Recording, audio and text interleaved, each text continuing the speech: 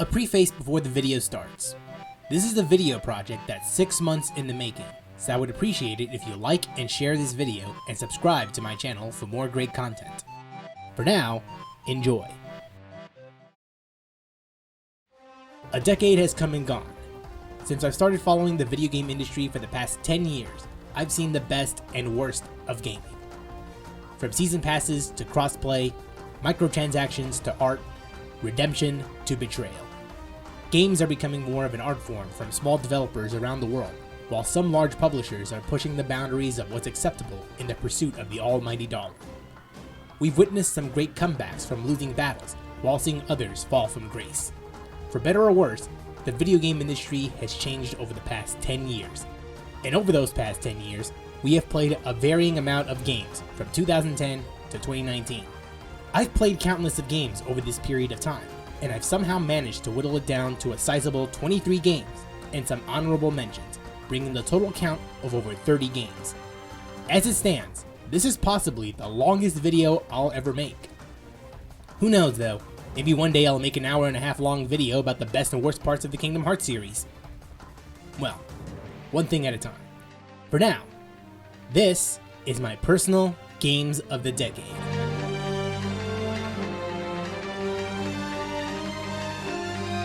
A few ground rules.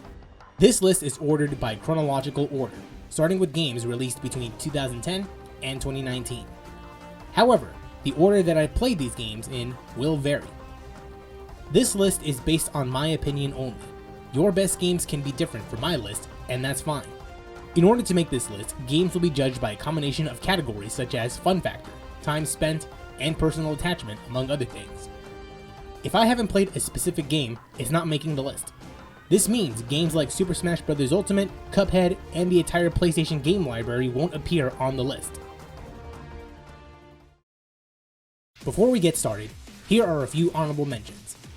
These are games where I didn't think were great enough to warrant a spot on the list, or I didn't have time to talk about in full detail for this video, but thought they should get some kind of recognition. Batman Arkham Knight.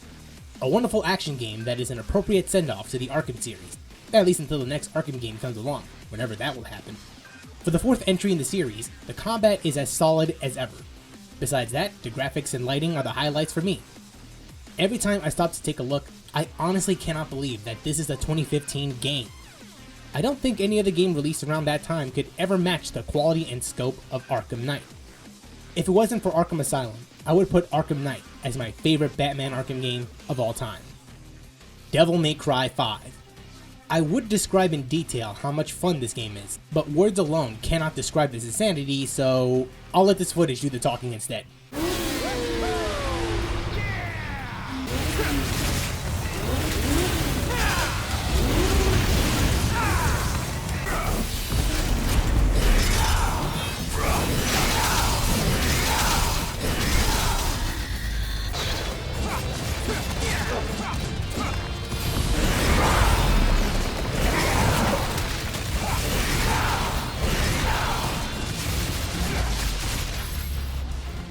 8-Bout. 8-Bout is an action game that is uniquely executed. There is no dialogue, and the colors and layout are simple. While you have characters like the ape and the enemies you fight against, the music is the star of the show. From the start of each level, and the ape creates all manner of havoc as it progresses, the intensity and impact of the background music becomes profound.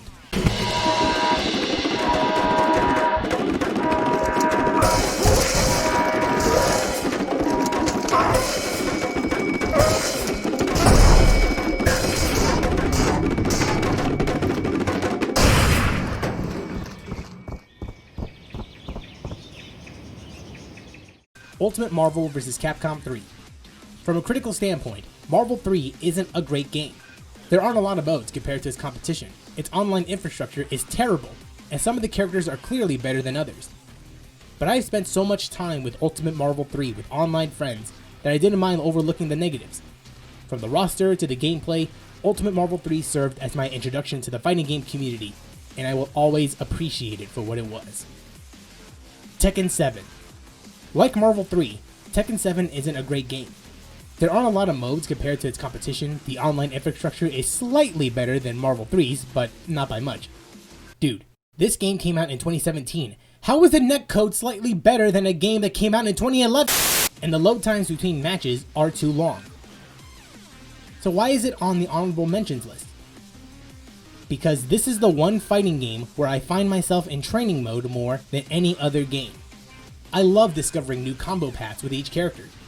If a 1v1 fighting game manages to give me more than 4 mains, that's an accomplishment in my book. For as much as I complain about the load time, there's a slightly legitimate excuse for it. Look at these graphics and the overall presentation! Tell me with a straight face that this isn't a good-looking fighting game. If only the same care applied to making a content-rich and stable game. Doki Doki Literature Club. This visual novel is an experience that must be played blindly. For those that haven't played it or heard about it miraculously, stop what you're doing and give it a try. It's free to play on Steam. What do you have to lose? Red Dead Redemption. I played this game way after its release date, long after other Rockstar games like LA Noire, Max Payne 3, and Grand Theft Auto 5. I didn't feel the same sentiments about it now compared to players in 2010. However, I would be a complete idiot if I didn't at least mention this game on my list. I loved the Wild West setting, and John Marston is one of my favorite Rockstar characters after completing the story. Gameplay is top-notch as expected from the developer, and the pacing of the story never seemed to falter on any particular section. I believe if I played this game when it came out in 2010, I would give Red Dead Redemption more credit than I would have given it now. Nier Automata. Developed by Platinum Games from Bayonetta and Metal Gear Rising fame, Nier Automata is a different take on the action RPG genre compared to the developer's prior works. It's not this excessively bombastic, stylish, over-the-top button-mashing action game that's like junk food for the eyes. It's a serene, smart, and mysterious game that leaves you wanting to know about the world the more you progress. While the graphics aren't the best, it makes up for it with its atmosphere, its story, and its music. Speaking of which, the music of Nier Automata gets special recognition in this regard. It feels like everywhere I go, I want to stop and let the music take me away.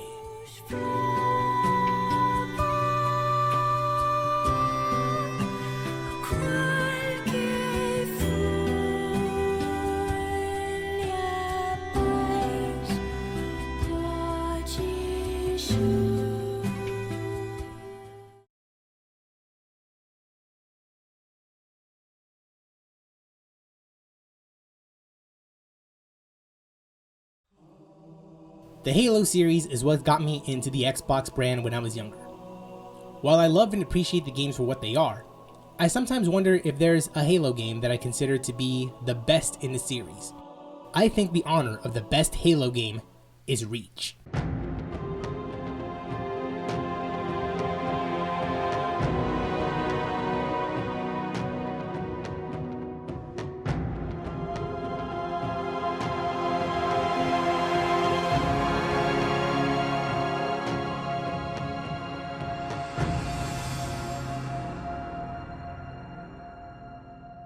Halo Reach was Bungie's send-off for the Halo universe as they passed the torch to a new developer in order to pursue new opportunities. Well, I think they did just fine. Jokes aside, Halo Reach is the most content-rich Halo game. Countless hours were lost playing multiplayer in what felt like limitless user-created content that ranged from maps and modes to screenshots and replays.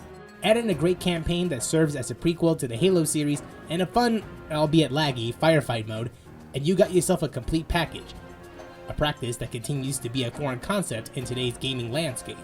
In my opinion, Halo Reach is a definitive Halo experience Bungie set off to create. Sometime in spring 2010, a friend of mine introduced me to an author named Stephen King, and I was hooked. The Shining, Carrie, and the Dark Tower series were among my favorites from the author. I liked his work so much, it inspired me to become a writer myself. While I was in a thrill-seeker mood, I came across a game which, at the time, seemed like a match made in heaven.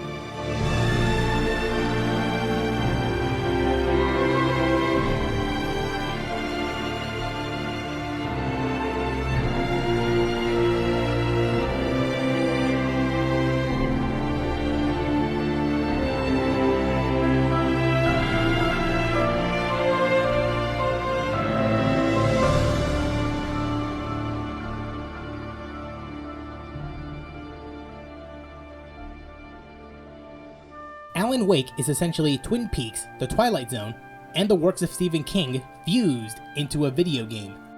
As the tagline suggests, it's a psychological thriller that plays like a season in a TV show. The story is about Alan Wake taking a break from writing by visiting a town named Bright Falls with his wife, Alice. After settling in their cabin at Cauldron Lake, his wife was taken away from the darkness. It is up to Alan to save her while battling against the darkness itself. The game feels like an adaptation of an existing novel, and it's what I love about it. Playing the game felt like reading a Stephen King novel. Listen to some of the narration Alan Wake provides. Following a typical nightmare pattern, I was late, desperately trying to reach my destination, a lighthouse. For some urgent reason, I couldn't remember. I had to figure a way out of this. Any second now, and Stucky would be knocking on the door with his axe like Nicholson in The Shining. After the insanity I had just experienced in the darkness, the lights of the gas station felt comforting. At least for a moment, the sane world reasserted itself. If there exists an audiobook adaptation of the game with the main character narrating the whole thing, I would listen to it in a heartbeat. The game's plot can be summed up to rescuing the damsel in distress and defeating the forces of evil, but its narrative prowess is effective enough to mask it and provide an unforgettable story.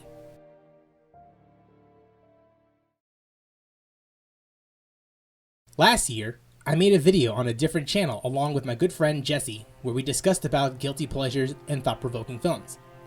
No, I'm not going to give you the link. Please don't look it up unless you want to bleed your ears out for the next few hours.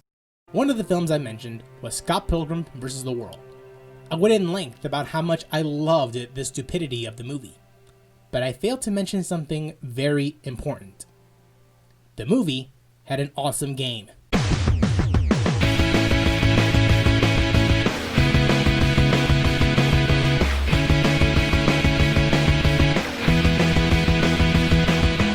A game based on the movie, based on the graphic novel of the same name, Scott Pilgrim is a fun beat-em-up that follows the source material closer than the film.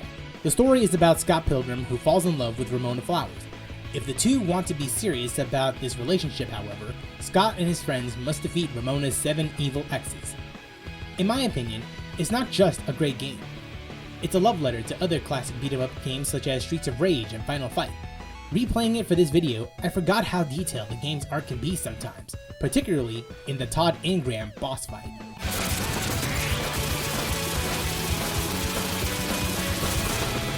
As a fan of the graphic novels and the film, I had a lot of fun playing the game.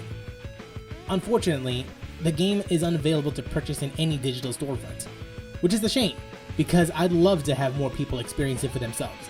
Movie tie-in games usually get a bad rep, but Scott Pilgrim vs. the World is a movie tie-in game that hits it out of the park, and I hope that one day, everyone gets to experience it.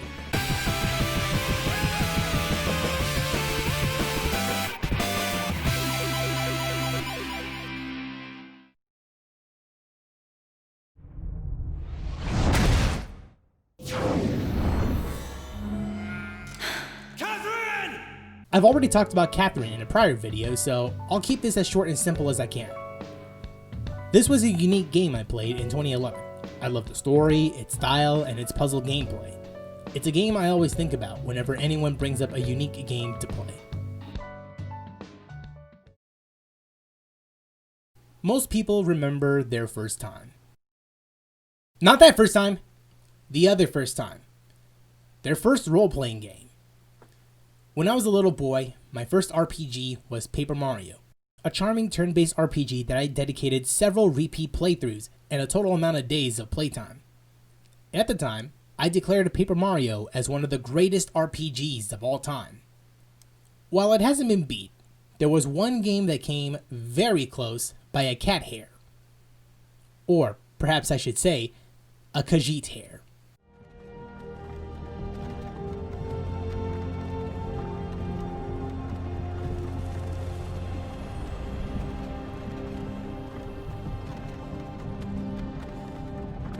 You're finally awake. I was a teenager when I first played The Elder Scrolls V Skyrim. For the time, no other game ever matched the engagement and enjoyment of getting lost in its world like it. I have sunk an unhealthy amount of time playing Skyrim, about 200 hours or so. It seemed impossible to stop at a certain point and save the game. Everywhere I go, there's a new adventure to partake in. I remember the first time I discovered an ancient machine city and turned into a werewolf for a short time. Granted, this game isn't without a few issues, but I cannot deny that I had a lot of fun in the world of Skyrim. If I had to choose one game to forget all about and relive again, Skyrim is definitely the one I would pick.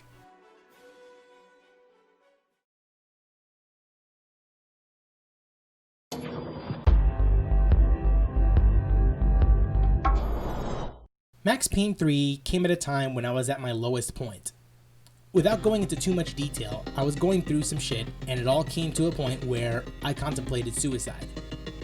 In a way, finding this game saved my life. Most fans of the series consider Max Payne 3 as the black sheep. The game traded its contemporary concrete jungle aesthetics for a grounded and gritty take on Brazil, akin to Man on Fire. The look and feel of Sao Paulo is perfect for the game, and after playing the previous games to get a better understanding of the story, I felt that it was time for a change in scenery. I absolutely loved Max Payne as a character. Some might say that this game is too mean-spirited compared to the last games, not that it had its moments as well. In the game's defense, the player sees the world through the main character, Max Payne, a former New York detective who lost his family as he fought against the mafia and his inner demons. So to have a character and a world that behaves like the world is a cold place is expected. Here I was again, halfway down the world, and still looking at the bodies of women I was supposed to protect. Only difference now is, I didn't understand the language. Max Payne 3's multiplayer offerings were some of the most fun I had since Halo Reach by this point in time. Keep in mind, I haven't played a single Call of Duty multiplayer game until 2015, so my experience was limited. We'll get to that later in the video. Out of all the games on this list, Max Payne 3 was the game that reminded me that there's always a ray of sunshine in a sea of dark clouds.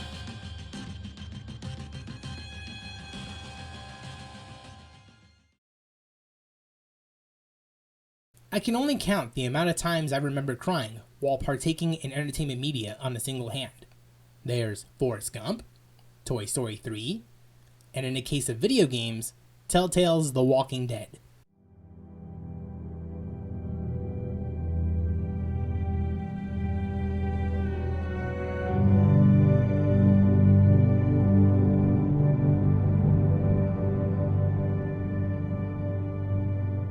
This gets the honor of being the first game that made me cry. From the first episode until its conclusion, the story follows Lee and Clementine's story in the zombie apocalypse while making and losing allies based on the decisions the player makes. The game mimics its comic book art style with hard shadows and a minimal color palette. After making a quick decision in the heat of the moment, I reflect and ask myself, was that the right decision? Much like real life, there are no right or wrong answers, but your actions will have consequences of varying degrees, such as this one. When a pack of zombies attack a farm, two characters are caught by one of them. I had the choice of either saving a kid or saving a farmer's son. I chose the young boy over the other, and my actions reflected. Get out. Get the fuck out of here! I'm sorry. Sorry? Your son is alive. You don't get to be sorry. And you didn't even try to help.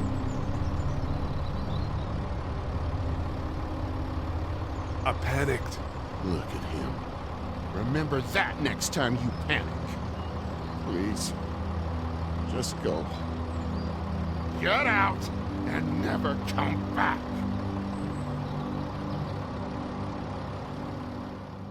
There are more moments like this sprinkled over the 5-episode season. For those that haven't played it, I won't spoil it, but just know that Telltale's The Walking Dead, particularly Season 1, is an engaging story that grips the player from the beginning to its bitter end.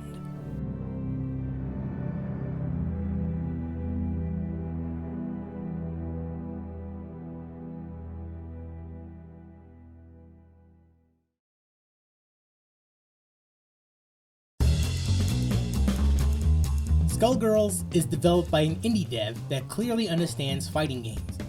It's a fighting game that takes heavy inspiration from the gameplay of Marvel vs. Capcom 2 and the art style of the 1940s.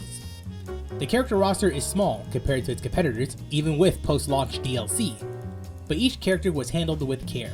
After seeing what goes into animating a single character in the game, I have a deeper appreciation for 2D animation and gained respect for the developer. Not only that, this is one of the first games I played where I learned about the importance of proper netcode implementation. Coming from Marvel 3, the online play of Skullgirls is nearly perfect. Gone are the moments where I have to perform moves 2 seconds in advance. The online matches I played feel like I'm playing against someone right next to me.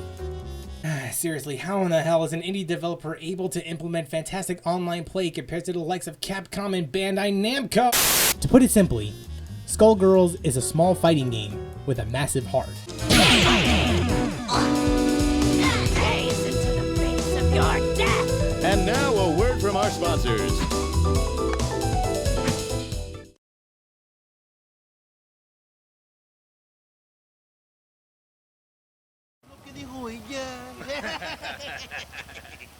Hey, ese, ¿qué onda? You say, amigo? Where you from, Bato?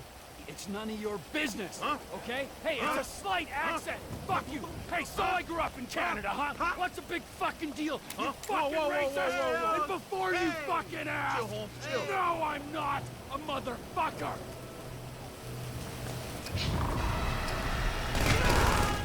What can I say about Grand Theft Auto 5 that hasn't been echoed by the tens of millions of people that absolutely loved this game?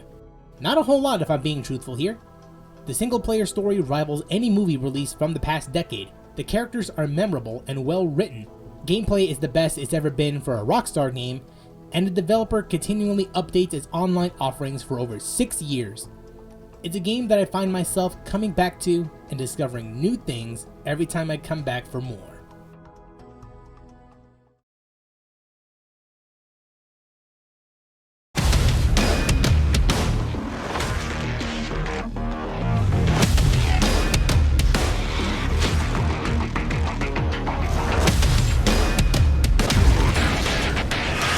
It feels like I've run out of good things to say about Killer Instinct over the course of this channel's existence.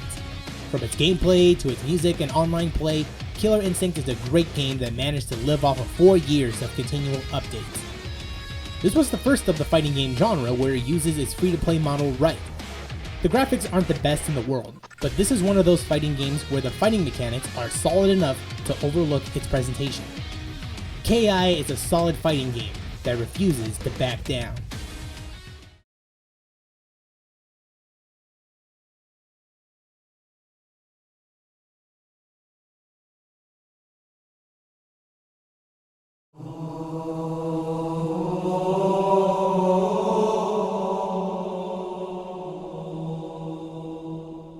This one might be cheating a little because of a few reasons.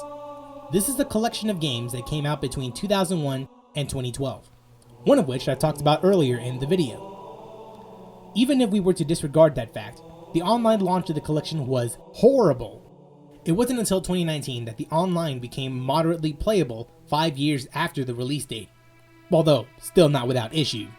But there's something that most people can't admit. The collection brings together the best versions of 4 Halo games, 6 if you include ODST and Reach, which were released later in the collection's lifespan, in a single package. It was through this collection that I was able to play through Halo 1, ODST, and Halo 2's campaigns for the first time, and relive Halo 3, 4, and Reach's campaigns again in higher quality. Halo Reach may be the best Halo game, but Halo, the Master Chief Collection, is a definitive Halo experience.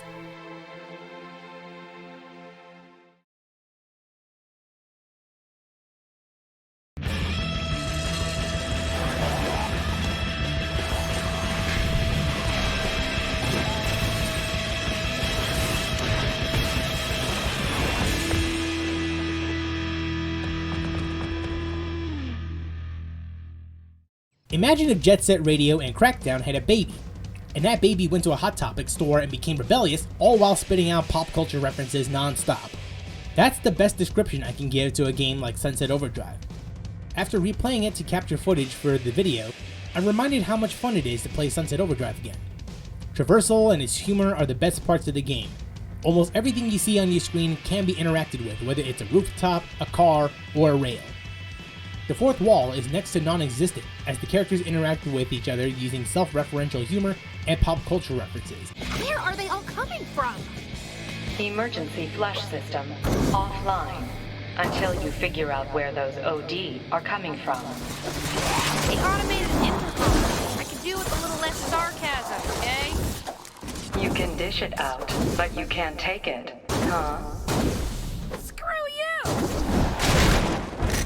I miss games like Sunset Overdrive. The game never took itself seriously, and it didn't set out to become something that's bigger than Jesus. It's not this groundbreaking, life-changing masterpiece that shatters our perception of reality. It's a f***ing video game.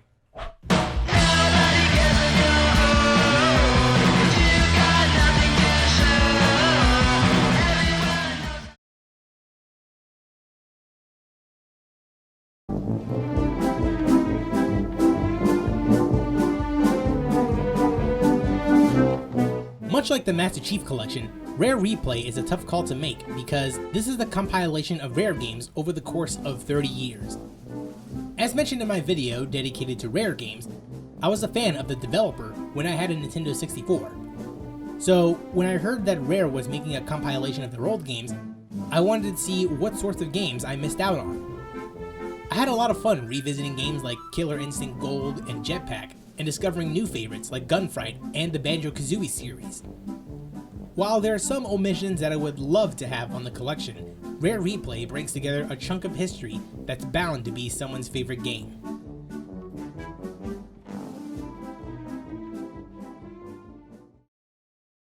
Okay, I promise that there's no more collections going forward.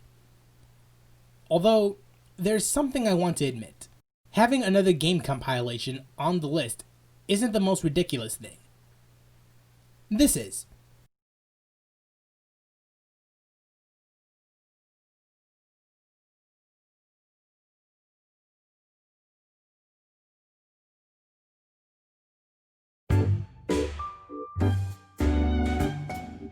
Hi there. Yep, an indie puzzle dating game is making my Games of the Decade list.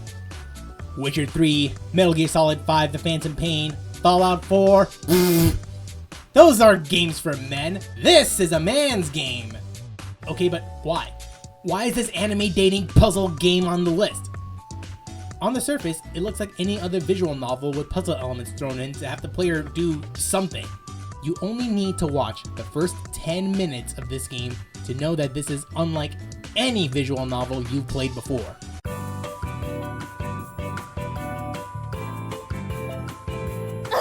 What the fuck? Of course you screwed it up. Again? That's exactly what you asked for! Are you joking? Bitch, do I look like I'm joking? How am I supposed to rock around like this? You're fucking loco! This is how I always cut your nasty-ass hair! Nasty-ass hair? Ugh, don't even! Look who's talking, skank. No, bitch! My hair isn't dried out and reeking of smoke, okay? Whatever, ho. Why don't you go get knocked up again? You need to turn around and walk away. What's wrong? Did I hurt your whore feelings? Turn around and walk away. Gladly. At least I won't have to look at your whore face anymore. Fucking whore-ass bitch needs to learn. Yeah, I think I found my kind of humor. The game is split into two parts. There's the visual novel part and the puzzle part. The visual novel part focuses on wooing different girls based on their preferences. Well, what should I ask you? Oh, I've got one. Do you like the lights on or off during sex?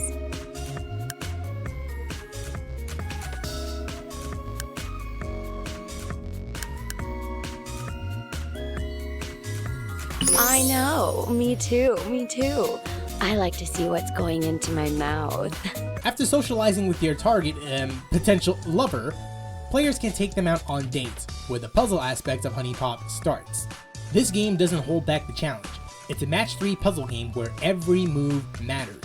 In most cases, you'll end up having thoughts like, okay, so what am I working with here? I could just drag this piece here, right? No, that would just match up the broken hearts. I need those sentiment tokens, but I want those goddamn bells! This game will teach you to plan a few steps ahead and brutally punish you for not sneezing the right way. In Honey Pop, Nothing gives me more satisfaction than having all of the pieces fall into place. Play your cards right, and you'll be rewarded with a night of passion. I would show you what the passionate scene looks like, but I don't want to get flagged because it's essentially pornography at this point. Sorry. Even after the game's over, you can continually date these girls and some secret characters, or for an added challenge, play the game again, this time with a new Game Plus style mode named Alpha Mode, where the puzzles will be much harder and the punishments for mistakes are more severe. To tell you the truth, I didn't think a puzzle game, much less a pornographic anime-style dating puzzle game, would make it to my Games of the Decade list, but here we are. Catherine is a close second, but it never went to the levels of nudity than this game did. Honey Pop is a bold game that isn't afraid to be what it wants to be. A chaotic mix of puzzles, cotton candy, and porn. I'll admit I had a good time if you stopped looking at me like that.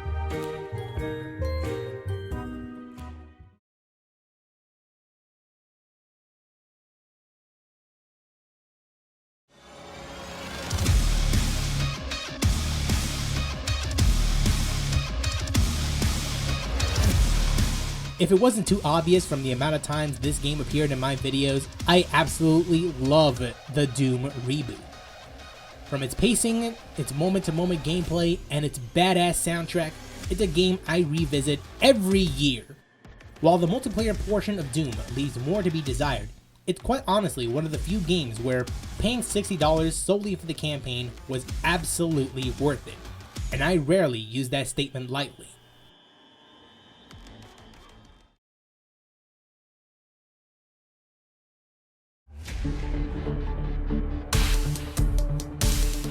Hey, is it still cool to hate on Blizzard? I mean, a lot of fans seem to be so outraged by the many antics they made over the years, and it seems like nobody gives a damn anymore.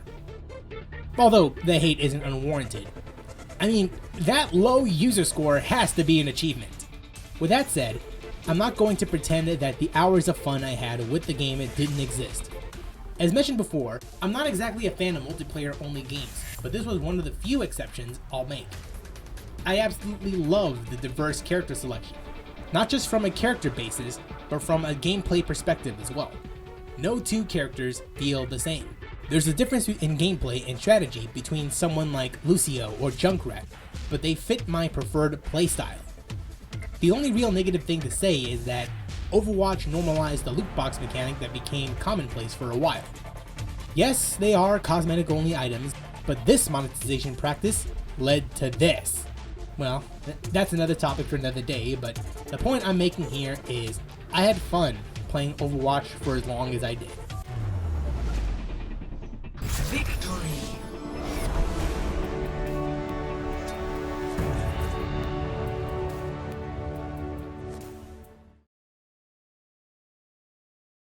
Racing games typically fall into two categories: simulation and arcade. Both genres cater to a different crowd. The former appeals to players that prefer realistic driving, while the latter takes racing logic and throws it out the window. It wasn't until the Forza spin-off series, Forza Horizon, managed to combine the two genres effectively. While I played the first two games in the series at this point, Forza Horizon 3 ended up being my favorite.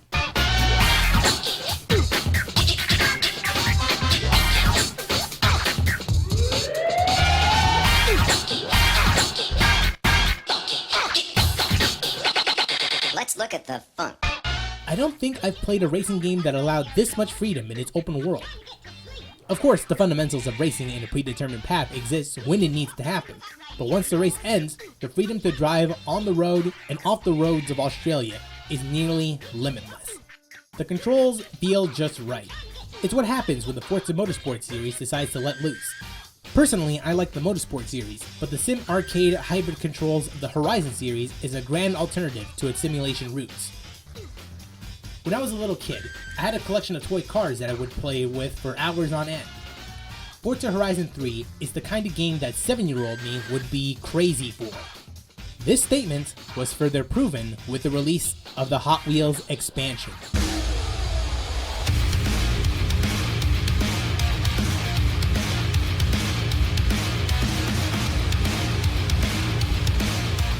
At that point, I'd let my inner child take the wheel and bask in its insanity. I've played the first Forza Horizon game before, but no other game in the series, much less any other racing game, made me feel like I'm free.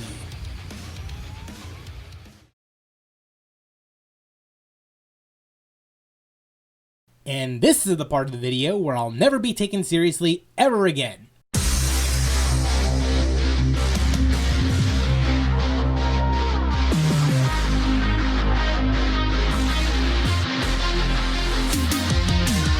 Joking aside, Fortnite is a legitimately fantastic game. I have my biases, but I'm not stupid. Regardless of your opinion on the game or its community, Fortnite has changed the way we play video games, for better or worse.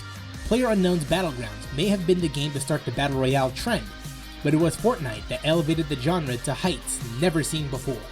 From the way it implements its cosmetic microtransactions, to the implementation of cross-play functionality and its liberating combat and building mechanics, it's no wonder how Fortnite became a gaming juggernaut unlike anything else.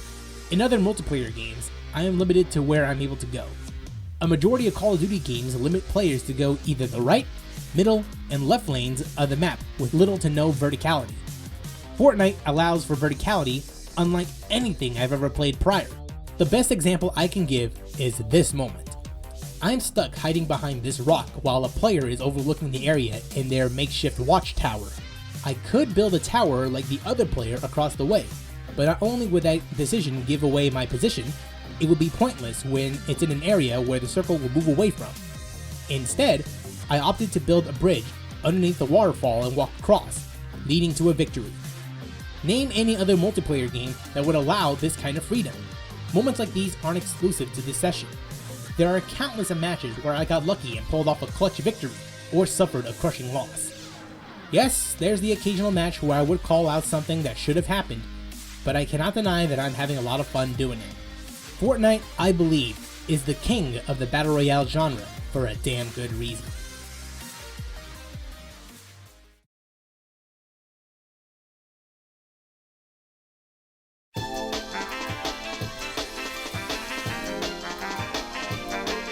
Wait, hold on a second. Didn't you already put a Forza game on this list already? Yes, I did. I would even go so far to say that the Horizon series is the best series of the past decade. But what made this game for me is one particular racing event within the game that made it my favorite game of 2018. A racing event that serves as a love letter to classic racing games such as Ridge Racer, Outrun, and even Microsoft's own Project Gotham Racing. Aside from the excellent driving mechanics that was mentioned in my Forza Horizon 3 section, and the unique seasonal system, which changes the racing events and rewards, it also includes one other event that made a 9 out of 10 game into an 11 out of 10 game.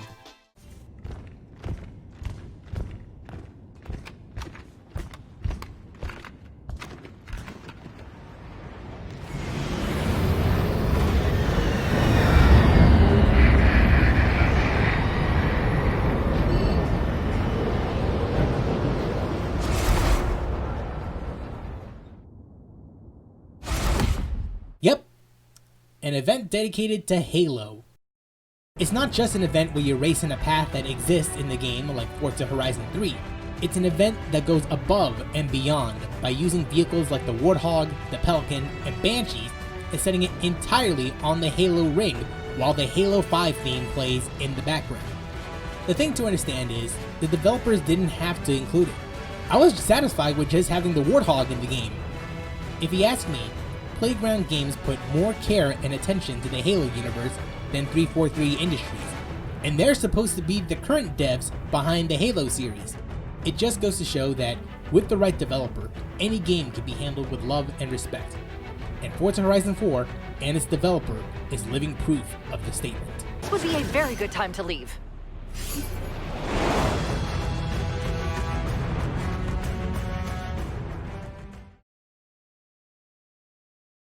Okay, so here's a small story.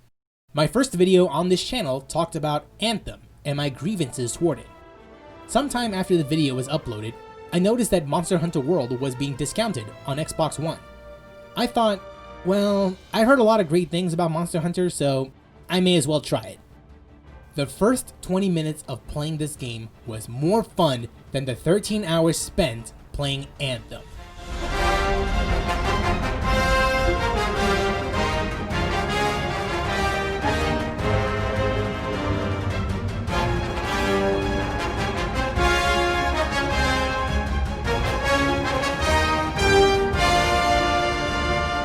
Monster Hunter World is a game that lets you do whatever you want with the equipment you bring. It's kind of like the equivalent of a father, handing you his workshop tools and letting you create whatever you want out of them. What made me interested in Monster Hunter is the amount of stuff to work toward. All the armor and weapons can be created with the right amount of monster parts acquired by defeating monsters found in the game world. This, along with special events that occasionally take place, adds meaningful replay value to an already complete package. Even playing the game solo, I found it to be a lot of fun. Whenever I do have trouble with defeating a monster, I can shoot a flare in the air that signals players to help me. This is how you implement drop-in, drop-out co-op. Something important to consider is that Capcom created Monster Hunter World to be as accessible to the casual audience without removing or destroying what the core audience loved about the series. As someone who's never played a Monster Hunter game prior to World, I'd say that this is a mission that the developers accomplished. They got someone like me to play their game, and that's more than what I can say compared to other live service games.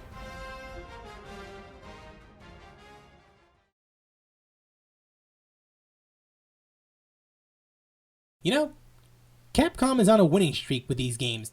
Keep in mind, this is the same company that made a lot of bad decisions and consistently released mediocre titles. That all changed in 2018 with the release of Monster Hunter World, as mentioned before, Devil May Cry 5 in the following year, and now, Resident Evil 2 Remake.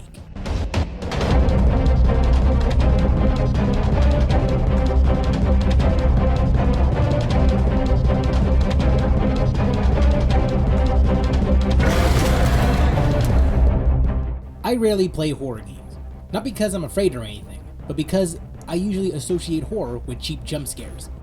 What made me interested in Resident Evil 2 was because a friend recommended it to me. After playing through both sides of the campaign, I can say it's the best horror game I've played in my life. A bold statement coming from someone who rarely plays horror games, but I have a reason to say that. Yes, there's the occasional jump scare here and there, but it's accompanied with a creepy atmosphere where anything could happen around the corner. Kind of like how Alan Wake incorporates his atmosphere, only constrained it to several areas instead of the great outdoors. Compared to other horror games like Alien Isolation, I don't feel powerless, but at the same time, I could die if I'm reckless. The quality of the facial detail and designs of the characters are almost unlike anything I've seen before, thanks to a new engine Capcom developed named the RE engine. When you compare what the original RE2 looks and plays compared to this new version, it's like a completely new game.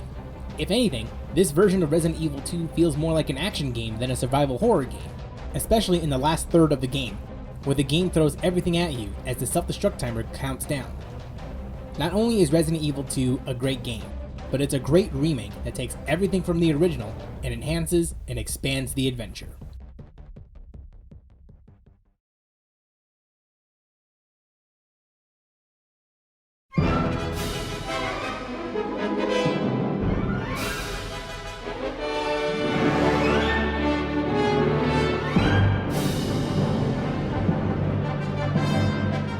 It's a little strange having a Star Wars game, let alone an EA game on this list given the circumstances, but I just couldn't stop thinking about Star Wars Jedi Fallen Order long after the credits. It's the first time in a while where gamers finally received a great Star Wars game in nearly a decade. The combat is satisfying, the characters are memorable, and it just feels like a Star Wars game.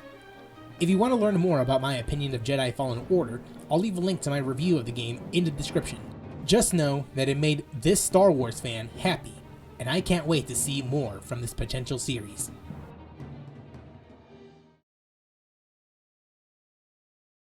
If you told me 10 years ago that I would make a Games of the Decade video that involved Call of Duty, I would say that you're high. For perspective, my experience with the franchise is limited. Call of Duty Black Ops 3 was the first Call of Duty I owned, and before that, I played some campaign demos that were available on the Xbox 360. My opinion of the series after playing Black Ops 3 and Modern Warfare Remastered is this: if you played one Call of Duty game, you've played them all. With the exception of themes, the series hasn't seen much of a change in gameplay since 2007's Call of Duty 4 Modern Warfare, and for good reason. If a formula isn't completely broken, why fix it? So, Why is Call of Duty Modern Warfare 2019 not only my favorite in the franchise, but also a part of my games of the decade?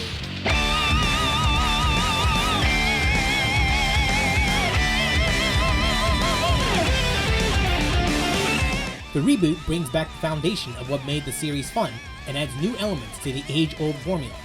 I mean, the game has fast-paced action, large-scale maps, kill streaks, character customization, weapon customization, tons of challenges, and of course, it wouldn't be a Call of Duty game without a little bit of rage. Please, fucking fuck you. Just to name a few. This reboot is made with a new engine created by Infinity Ward, and the difference between older games to this one is noticeable. Best of all, everything you do from playing the objectives to getting kills will net you items to unlock via a battle pass. Compared to its predecessors, Modern Warfare is a game first and a service second. But the best inclusion of Modern Warfare has to be Warzone. Oh boy, another day, another battle royale.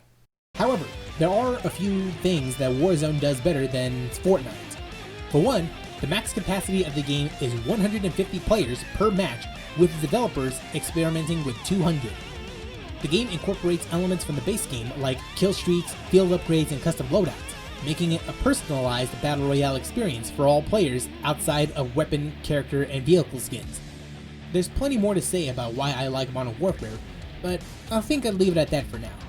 I'm certain I'm not alone when I say, with the utmost confidence, the Modern Warfare reboot is the best Call of Duty game in a long time.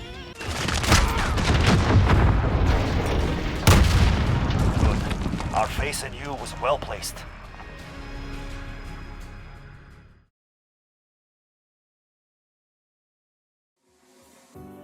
So there you have it, my personal games of the decade.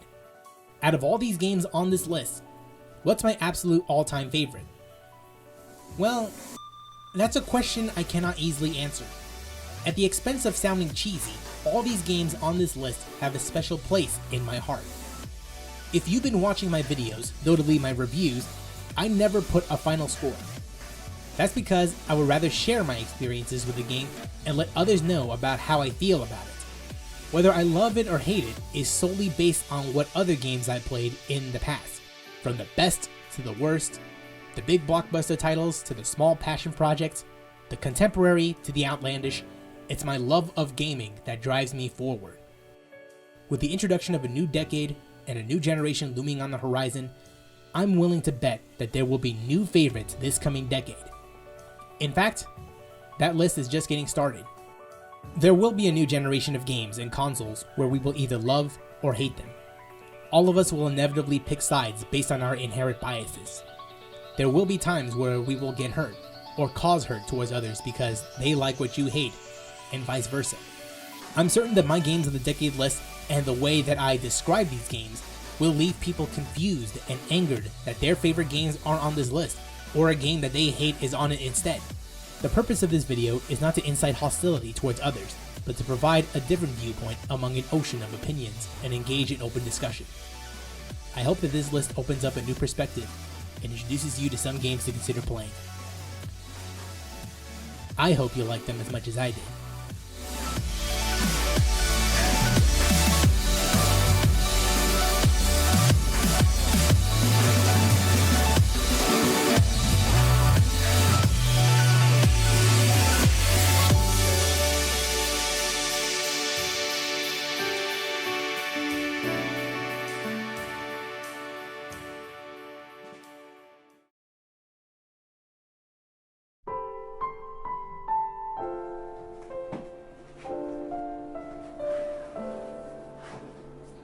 Hey guys, my name is Eric, and I'm joined here with Jesse Ojeda.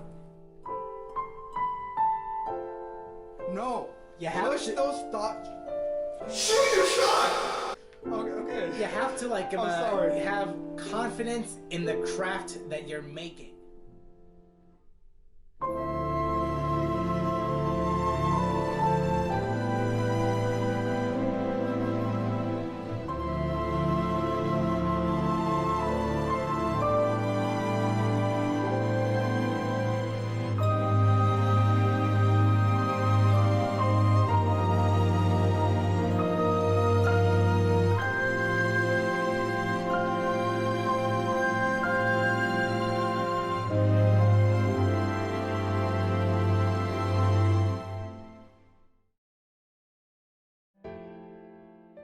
I've created YouTube videos in a semi-consistent fashion in a span of 2 years, and created videos on this channel for over a year without a real purpose or a sense of direction.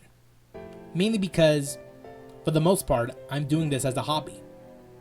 I love writing scripts, recording gameplay, and editing it all together because it serves as a creative outlet that seems impossible to do in other aspects of life. I can be true to myself without anyone telling me how to frame a particular topic in a certain way.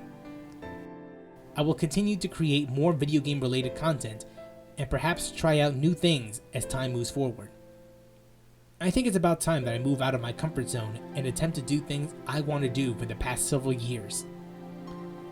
I don't know if whatever I have planned will work out or if it'll ever come to fruition, but I hope that you'll stick with me with whatever I end up doing. As always, this has been Opez Gaming, signing out.